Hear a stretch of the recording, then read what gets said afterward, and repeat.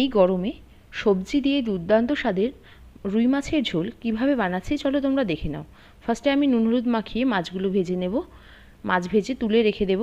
সেই তেলেই আমি দিয়ে দেব কালো জিরে। কালো জিরে দিয়ে দেওয়ার পর আমি আলু আর গাঁঠি কচুটাকে একটু ভেজে নেব। হালকা ভাজা ভাজা করে নেওয়ার পরে বরবটিগুলো দিয়ে দেব, তার সাথে কাঁচা লঙ্কাটাও দিয়ে দেব।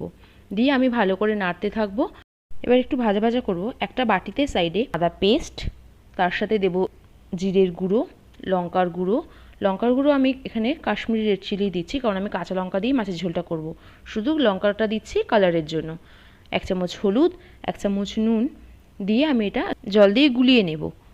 তারপরে আমি সবজিটা ভাজা ভাজা করে ওর ভেতরে এই মশলার পেস্টটা আমি দিয়ে দেব। দিয়ে ভালো করে কষাবো। তার সাথে আমি টমেটোটাও দিয়ে দেবো, টমেটোগুলো কেটে রেখেছিলাম সেগুলোও দিয়ে দেবো। দিয়ে ভালো করে কষাবো। কষে এলে তারপরে জল দিয়ে দেবো।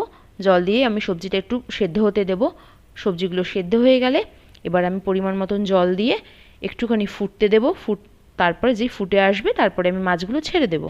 তারপরে নামানোর আগে একটু ধনেপাতা ছড়িয়ে দেবো। হয়ে গেল না আমাদের এই গরমে দুর্দান্ত স্বাদের সবজি দিয়ে মাছের ঝোল। তোমাদের এই রেসিপিটা ভালো লাগে তাহলে আমার এই চ্যানেলটাকে সাবস্ক্রাইব করে দিও, and like, comment and share করে দিও।